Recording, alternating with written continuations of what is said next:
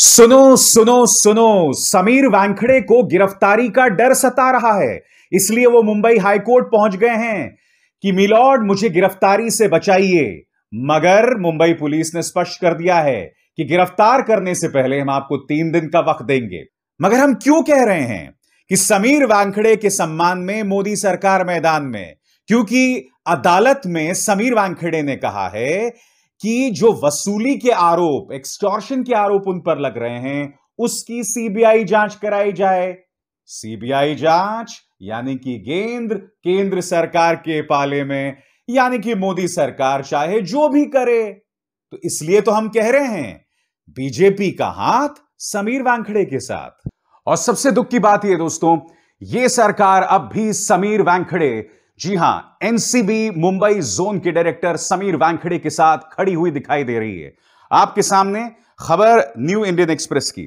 Sameer Wankhede will remain as an investigating officer in drugs on cruise case until substantial proof found against him, says NCB deputy director general Gyaneshwar Singh. आसान शब्दों में इसका तर्जुमा यह है कि जब तक उनके खिलाफ प्रमाण पाया जाएगा तब तक समीर वानखेड़े अपने पद में बने रहेंगे। आज मैं आपके सामने 2-3 बातें रखना चाहता हूं दोस्तों, कहीं और दूर लेकर नहीं चलना चाहूंगा।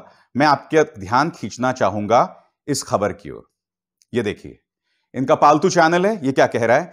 एनसीबी अधिकारी समीर वानखेड़े पर लगातार आरोप लगा रहे नवाब मलिक के खिलाफ बीजेपी ने लिखी राज्यपाल को चिट्ठी की ये मांग। बीजेपी, समीर वानखेड़े एक सरकारी मुलाजिम है। क्या यह भारतीय जनता पार्टी का कोई कार्यकर्ता है जो आप राज्यपाल को नवाब मलिक के खिलाफ इस तरह से चिट्ठी लिख रहे हैं? यह रिश्ता क्या कहलाता है? आप क्यों समीर वानखेड़े की फील्डिंग कर रहे हैं, जिसके इतिहास जो है बहुत विवादास्पद है? कायदे से इन्हें अपने पद से निलंबित करना चाहिए, इन्हें हटाया जाना चाहिए। क्योंकि दोस्तों, अभी एक ही दिन पहले न्यूज 18 के हवाले से एक खबर आई थी जिसमें खबर चल रही थी कि उन्हें पद से हटाया जाएगा। मगर फिर इनके अंदर मंत्रणा हुई होगी कि नहीं साहब, हमें इन्हें पद से नहीं हटाना चाहिए, हमें रखना चाहिए। क्यों? क्योंकि हमसे मीडिया सवाल नहीं करेगा, क्योंकि बीजेपी तो बेशरम है। इन्हें कोई फर्क नहीं पड़ता दोस्तों, इन्हें आलोचनाओं का भी कोई फर्क नहीं चलता। और मैं आपको बताता हूं समीर वानखेड़े को क्यों हटाया जाना चाहिए। सबसे पहले यह खबर देखिए इन्हीं के पालतू न्यूज चैनल की। काजी का दावा, वानखेड़े पहले शादी के समय मुस्लिम थे। एनसीबी अधिकारी ने कहा कभी धर्म नहीं बदला। समीर वानखेड़े सिविल सर्विसेज में शेड्यूल कास्ट के तौर पर उन्होंने भर्ती ली, उन्होंने जातीय सर्टिफिकेट का इस्तेमाल किया। अगर यह काजी कह रहे हैं कि समीर वानखेड़े शादी के समय मुसलमान थे, तो यह तो बहुत बड़ा घपला है भाई। क्यों नहीं इस बात की जांच होती है? मैं नहीं कह रहा हूं साहब, ये काजी साहब कह रहे हैं कि वो पहले मुसलमान थे। और अगर वो पहले मुसलमान थे और बाद में उन्होंने जातीय सर्टिफिकेट का इस्तेमाल किया सिविल सर्विसेज में प्रवेश के लिए, तो ये बहुत बड़ा आरोप है। हम इस मुद्दे से कैसे मुंह मोड़ सकते हैं साहब? और एक के बाद एक आरोपों की झड़ी है, मैं आपको बताता हूं। सबसे पहले दोस्तों, प्रभाकर सैल ने एक लिखित दस्तावेज में कहा, और वो क्या कहा था फिर आपके सामने। प्रभाकर सैल ने यह कहा, इस शख्स ने यह कहा कि किरण गोसावी और सैम डिसूजा, किरण गोसावी जो भगोड़ा विवादास्पद प्राइवेट डिटेक्टिव है, और सैम डिसूजा जो एक मनी लॉन्ड्रर है, मनी लॉन्ड्रिंग करता है, ये दोनों जो है वसूली करने वाले थे 18 करोड़ रुपए की शाहरुख खान से, जिसमें से 8 करोड़ मिल रहे थे किसे? समीर वानखेड़े को। यह तस्वीर देखिए दोस्तों, किरण गोसावी जैसा आपराधिक इतिहास का प्राइवेट डिटेक्टिव, यहां पर देख सकते हैं आप समीर वानखेड़े के साथ। समीर वानखेड़े ऐसे लोगों की कंपनी में पाए जाते हैं। मैं आपसे सरल भाषा में पूछना चाहता हूं, मोदी सरकार इस शख्स को क्यों नहीं हटाती? क्या यह आरोप सही है, गलत है? इसकी जांच होती रहेगी। मगर आपके सामने सबूत हैं। काजी ने उनके बारे में क्या कहा, उनके कास्ट सर्टिफिकेट की पोल वहां खुल जाती है। यहां पर किरण गोसावी जैसे आपराधिक इतिहास के आदमी के साथ दिखाई देते हैं वानखेड़े साहब। ये तमाम आरोप हैं जिस पर जांच की जरूरत है। और बात वहां नहीं रुकती है दोस्तों। नवाब मलिक को एनसीबी का एक गुमनाम अधिकारी एक चिट्ठी लिखता है। ये वो चिट्ठी है आपके सामने। इस चिट्ठी में क्या लिखा गया मैं आपको बताता हूं, और वो होश उड़ा देने वाला है। होश उड़ा देने वाली बात यह है इसके अंदर कि समीर वानखेड़े और उनकी एक टीम है, उनकी एक चंडाल चौकड़ी है इस खत के मुताबिक। और वो चंडाल चौकड़ी जब रेड मारने जाती है तो उन्होंने दीपिका पादुकोण, सारा अली खान, श्रद्धा कपूर, रिया चक्रवर्ती, इन तमाम लोगों को ब्लैकमेल किया, उनसे करोड़ों ऐंठे। यही नहीं, इस आदमी को खुद की पब्लिसिटी का बहुत शौक है। यह भी कहा गया कि इस वक्त जो दिल्ली के पुलिस कमिश्नर राकेश अस्थाना जो हैं, वो भी इनके साथ हम्मा हम हैं, मिले हुए हैं। आरोप इस गुमनाम चिट्ठी के मुताबिक यह भी है दोस्तों कि ये जब भी रेड मारने जाते थे और कहां पर जहां उन्होंने देखा कि मुश्किल से 3 या 4 ग्राम मिला हो ड्रग्स, ये लोग अपनी तरफ से और ड्रग्स डाल देते थे ताकि आदमी जेल के अंदर सड़ते रहे। ये तमाम मुद्दे हैं दोस्तों, हम इनसे मुंह नहीं मोड़ सकते। समीर वानखेड़े पे एक बहुत बड़ा प्रश्न चिन्ह है, हम उससे मुंह नहीं मोड़ सकते। जो तमाम आरोप लगा रहे हैं, चाहे वो काजी साहब कह रहे हो, नवाब मलिक कह रहे हो, और तथ्य हैं, तस्वीरें हैं, फिर भी ये सरकार समीर वानखेड़े के साथ खड़ी है। क्यों, मैं समझना चाहता हूं। एक आसान सा जवाब यह है, सरकारें ऐसा तब करती है दोस्तों जब मीडिया उनसे सवाल नहीं करती है। सरकारें ऐसा तब करती हैं जब आम लोग, आप जैसे आम लोग इस पर खामोशी अख्तियार कर लेते हैं, क्योंकि सरकार के पास ऐसे कई जरिए होते हैं आपकी ध्यान भटकाने के लिए। और इन सब के बीच आर्यन खान 23 दिनों से जेल में है। उस आदमी के पास ना ड्रग्स मिला, ना तुमने उसका मेडिकल टेस्ट करवाया, ना आप कोई प्रमाण पेश कर पाए हैं कि इनके इंटरनेशनल ड्रग कार्टेल्स के साथ ताल्लुक हैं, और आपने तमाम संगीन धाराएं उस पर लगा दी हैं। आर्यन खान के पिता शाहरुख और शाहरुख की पत्नी गौरी, उनके दर्द को समझा जा सकता है।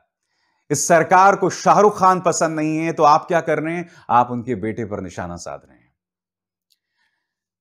इस रेड में बीजेपी नेताओं का शामिल होना, किरण गोसावी जैसे विवादास्पद लोगों का शामिल होना, यह तमाम बातें बता रहा है सैम डिसूजा, जिसे शिवसेना एक मनी लॉन्ड्रर बता रही है। मैं नहीं बता रहा हूं, शिवसेना बता रही है, और बाकायदा प्रमाण के साथ यह सब बतलाना कि इस मामले के पीछे साजिश की बू आ रही है, जिसमें आपने 23 साल के लड़के को फंसाया है और इसके अलावा कुछ नहीं।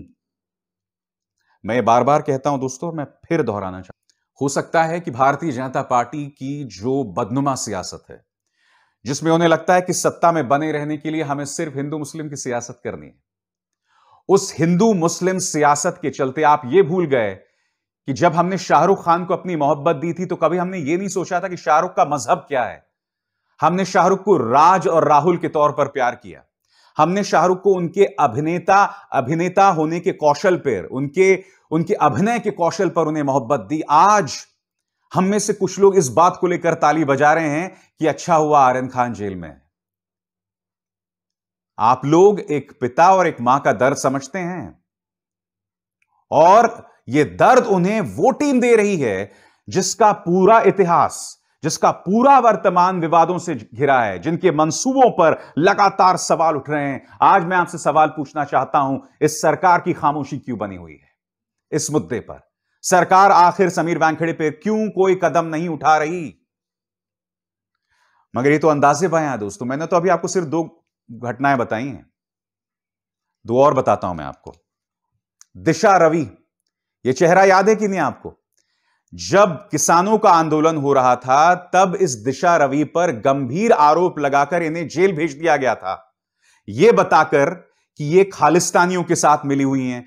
क्या आप जानते हैं अब तक कोई चार्जशीट नहीं हुई दिशा रवि मामले पर? ये लोग चुपचाप, पहले तो इन्हें जेल से उन्हें छोड़ना पड़ा, अब जो इतने संगीन इन्होंने आरोप लगाए थे, इनका जो पूरा पालतू मीडिया दिशा रवि के खून का प्यासा बना हुआ था। भारतीय जनता पार्टी के सांसद तक दिशा रवि को लिंच करने ऐसे बयान दे रहे थे कि भीड़ उनके घर में घुसकर उन्हें मार सकती थी। दिशा रवि पर पूरी उन्होंने खामोशी अख्तियार कर ली है। एक 21 साल की लड़की की जिंदगी तुमने तबाह कर दी। अब इस चेहरे पर गौर कीजिए, रिया चक्रवर्ती। मैं आपसे पूछना चाहता हूं ना, रिया चक्रवर्ती पर कितने संगीन आरोप लगाए गए थे? वो मामला कहां है, आप बताइए। और सबसे बड़ी बात, अजय मिश्रा, केंद्रीय गृह राज्य मंत्री, एफआईआर में साफ तौर पर लिखा हुआ है कि अजय मिश्रा और उनके बेटे मोनू मिश्रा दोनों की साजिश के चलते किसानों की मौत हुई। कितना संगीन आरोप है। अब तक मोदी सरकार ने इन्हें पद से नहीं हटाया, मुद्दा ये लोग दबा गए। कायदे से इन पर कानूनी कार्रवाई होनी चाहिए थी। कोई और होता तो अब तक आतंकवाद की धाराएं लग चुकी होती दोस्तों, मगर ये लोग क्या कर रहे हैं।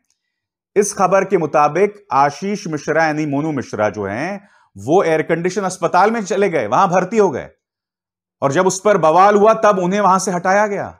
इस तरह की वीआईपी ट्रीटमेंट मोनू मिश्रा को मिल रही है, जिसने 4 किसानों को अपनी गाड़ी में रौंद कर मार दिया एफआईआर के मुताबिक।